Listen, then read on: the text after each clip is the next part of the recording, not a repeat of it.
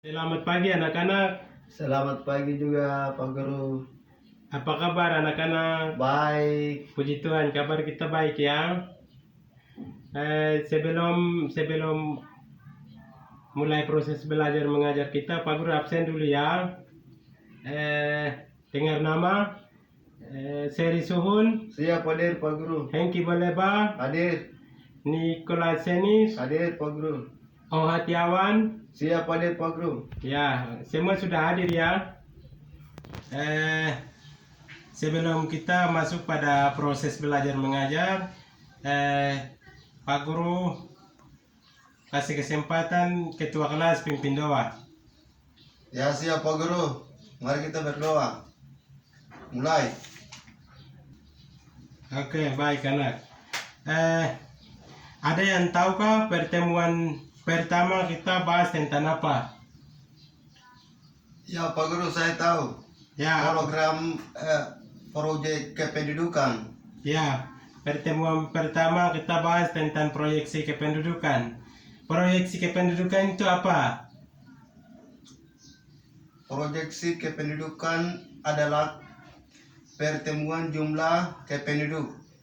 Ya, proyeksi kependudukan adalah perhitungan perhitungan jumlah penduduk ya. Perhitungan jumlah penduduk ya. Jadi kita bahas pertemuan pertemuan kali ini lagi. Oke. Ada yang tahu pertemuan kali ini kita bahas tentang apa? Siap Pak Guru, tahu. Ya. Dinamika kependudukan di Indonesia. Iya. Jadi teman kalian sudah tahu, jadi teman kalian sudah menjawab. Pertemuan kali ini kita bahas tentang dinamika kependudukan di Indonesia untuk perencanaan pembangunan. Iya. Jadi ada yang tahukah dinamika kependudukan di Indonesia? Ya, jadi kita masuk pada pembahasan materi. Jadi dinamika kependudukan. Ada yang tahukah dinamika kependudukan? Coba setoran berikan penjelasan atau pendapat. Ya saya Pak Guru, saya tahu. Ya, apa itu? Semua orang yang berdomisili di Indonesia. Ya, jadi dinamika kependudukan adalah semua penduduk yang ada di Indonesia. Jadi dinamika kependudukan itu penduduk berarti mempelajari tentang manusia. Jadi kependudukan adalah manusia dan juga manusia adalah kita. Jadi kita ini adalah kependudukan Indonesia. Jadi dinamika kependudukan di Indonesia itu selalu berubah-ubah karena adanya natalitas atau kelahiran, kemudian adanya mortalitas, kematian dan juga imigrasi. Jadi karena adanya 3 faktor ini membuat kependudukan di Indonesia itu selalu berubah-ubah. Jadi sekarang mari kita simak satu persatu. Ya, jadi sekarang kita bahas faktor-faktor yang mempengaruhi kependudukan Indonesia itu selalu berubah-ubah. Jadi pertumbuhan penduduk merupakan keseimbangan dinamis faktor-faktor yang menambah jumlah penduduk dengan faktor yang mengurangi jumlah penduduk. Jadi itu ada 3 faktor. Faktor pertama itu ada 2 faktor. Faktor pertama itu adalah faktor alami, kemudian faktor yang kedua adalah faktor non alami. Faktor alami adalah kelahiran dan kematian. Faktor non alami adalah migrasi. Anak-anak ada yang tahukah apa itu kelahiran? Ya tahu Pak Guru. Ya, apa? Kelahiran adalah angka yang mengambilkan Ya, jumlah kelahiran hidup di dalam suatu wilayah. ya. Jadi kelahiran merupakan angka yang menggambarkan jumlah kelahiran hidup ya. Jadi kita ambil contoh dalam keluarga. Dalam keluarga ketika ada kelahiran maka dalam keluarga menambah jumlah keluarga atau menambah penduduk. Itu dalam keluarga ya. Kemudian kita masuk lagi kematian. Anak-anak ada yang tahukah kematian? Faktor kematian? Ya Pak Guru, siapa lah? Ya, apa itu? Angka kematian adalah menunjukkan jumlah kematian per penduduk di dalam periode tertentu. Ya, jadi angka kematian atau mortalitas menunjukkan bahwa jumlah kematian per 1000 penduduk. Jadi dalam satu tahun itu jumlah kematiannya akan meningkat, dan juga dalam per tahun itu jumlah kelahiran juga meningkat, dan juga adanya kematian maka misalnya tadi Pak Guru sudah ambil contoh dalam keluarga terkait dengan kependudukan. Sekarang Pak Guru ambil contoh lagi dalam keluarga.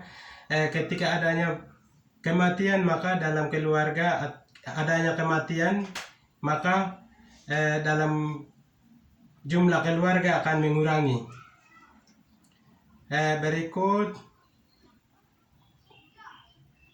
Berikut adalah imigrasi. Apa itu imigrasi? Anak-anak bisa berikan pendapat, silakan.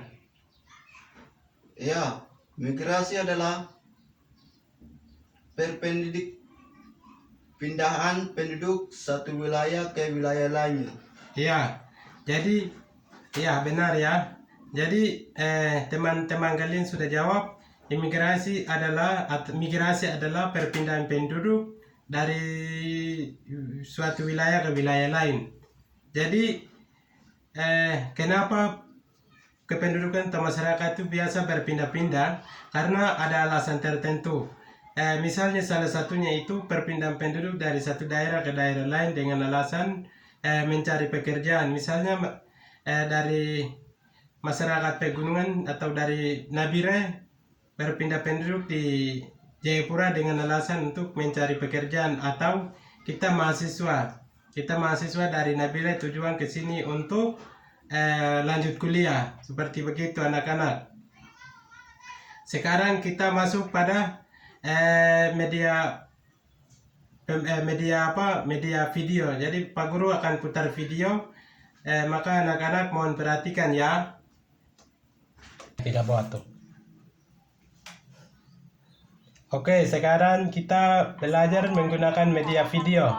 Maka anak-anak mohon perhatikan ya. Ini dinamika kependudukan di Indonesia.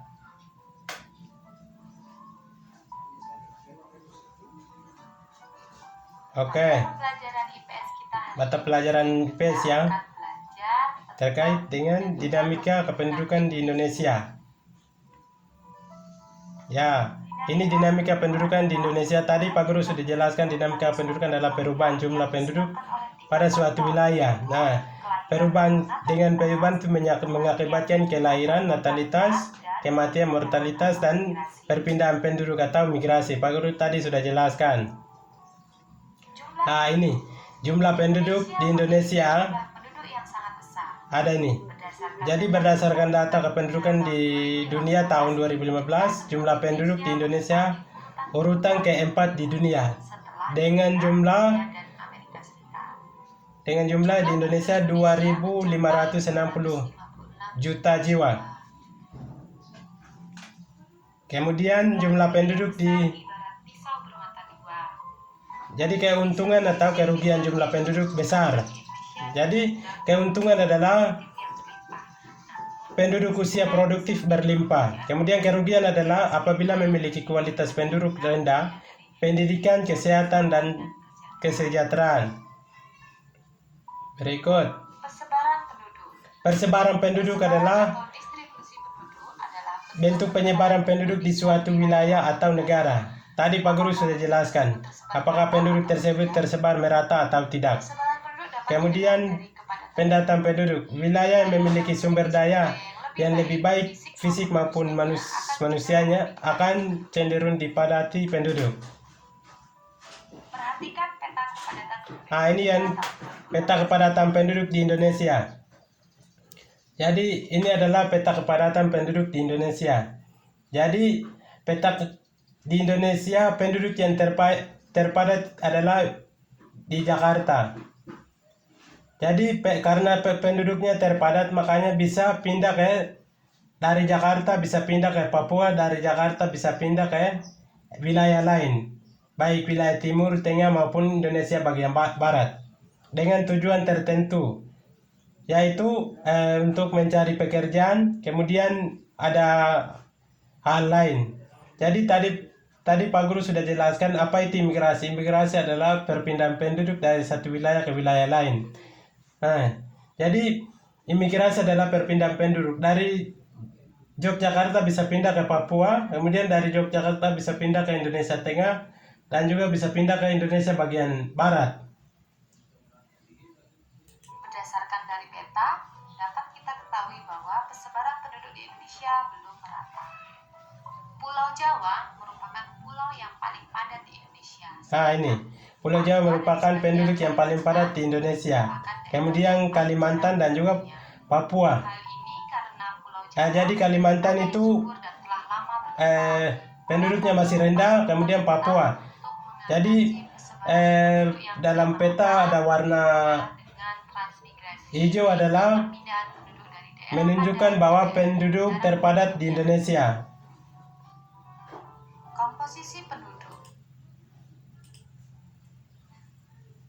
Nah, ini Pak Guru tadi sudah jelaskan faktor alami dan faktor non alami. Faktor alami, kelahiran, Kelahiran, bersifat menambah kelahiran ini ada gambar di bawah ini. yang bersifat mengurangi jumlah penduduk. Nah, kelahiran. Sedangkan Kemudian non alami yaitu migrasi atau perpindahan. jadi tadi Pak Guru sudah jelaskan faktor alami adalah kelahiran dan kematian. Jadi ketika adanya kelahiran maka dalam keluarga itu akan menambah penduduk. Kemudian ketika adanya kematian maka dalam jumlah penduduk dalam keluarga itu akan mengurangi. Dan juga faktor non alami, imigrasi atau perpindahan penduduk. Perpindahan penduduk itu dari satu wilayah pindah ke dari satu wilayah pindah ke wilayah lain dengan tujuan tertentu. Jadi wilayah yang dia pindah atau asal wilayahnya itu akan mengurangi jumlah penduduk. Kemudian tujuan pindah wilayah itu akan menambah penduduknya. Next. Migrasi masuk disebut dengan imigrasi, berarti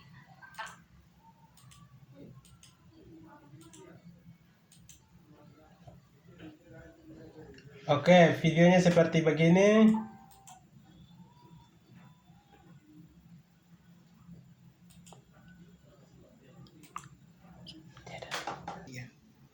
Oke, sekarang kita sudah nonton video tak anak-anak? Sudah? Sudah, Pak Guru. Oke. Setelah nonton video itu, apa yang muncul di benak anak-anak? Bisa berikan penjelasan terkait dengan materi yang tadi, faktor alami dan faktor non alami, yaitu kelahiran, kematian, dan migrasi. Apakah ada yang bisa berikan penjelasan terkait dengan gambar di sini? Ya, Apa Pak. itu kelahiran tadi? Coba Ya, Pak Guru, saya ya. belum mengerti sedikit. Di bagian satu kelahiran Oke. adalah angka yang menggambarkan jumlah kelahiran hidup dalam suatu wilayah. Oke, benar sekali, Pak. Jadi tadi anak sudah nonton dan sudah bayangannya atau menurut pendapatnya sudah jelaskan. Jadi kelahiran adalah bertambahnya penduduk dalam suatu keluarga atau suatu negara, ya. Oke. Sekarang Pak Guru akan berikan materi media PowerPoint. Oke. Sekarang kita masuk materi media PowerPoint. Maka Pak Guru harap anak-anak mohon perhatikan ya depan sini. Oke, tadi kita bahas terkait dengan dinamika kependudukan di Indonesia ini untuk perencanaan pembangunan. Kemudian faktor-faktor yang tadi kita faktor dinamika dan proyeksi pendudukan. Jadi dinamika penduduk. Jadi dinamika penduduk ada gambar ini. Jadi penduduk berarti membicarakan tentang manusia. Nah, jadi ini ada ini penduduk. Jadi dinamika pendudukan di Indonesia selalu berubah karena adanya kepadatan penduduk. Ada gambar ini karena kepadatan penduduk, sehingga mengakibatkan perpindahan penduduk dari wilayah ini ke wilayah lain. Misalnya dari Jawa migrasi ke Papua dengan tujuan mencari pekerjaan dan lain-lain.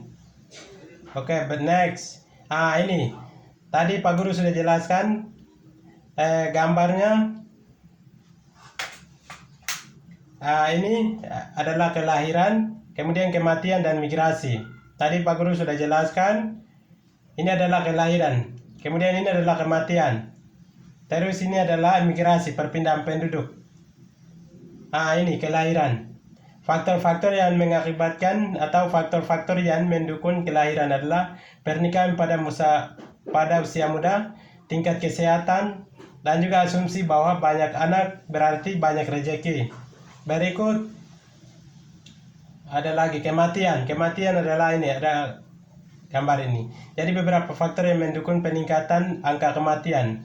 Jadi adanya kematian atau faktor-faktor yang mendukung peningkatan angka kematian adalah rendahnya kesehatan dan pentingnya kesehatan, kemudian kurangnya fasilitas kesehatan yang memadai, dan juga kecelakaan lalu lintas dan bencana alam. Kemudian peperangan.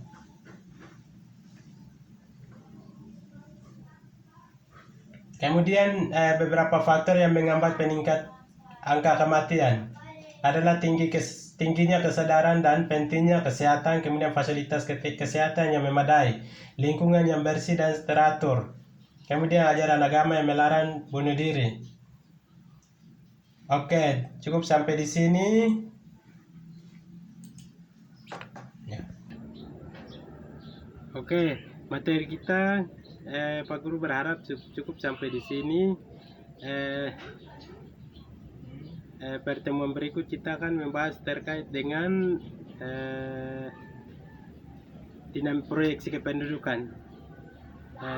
Pak Guru rasa cukup sampai di sini. Sekian dan terima kasih. Selamat pagi.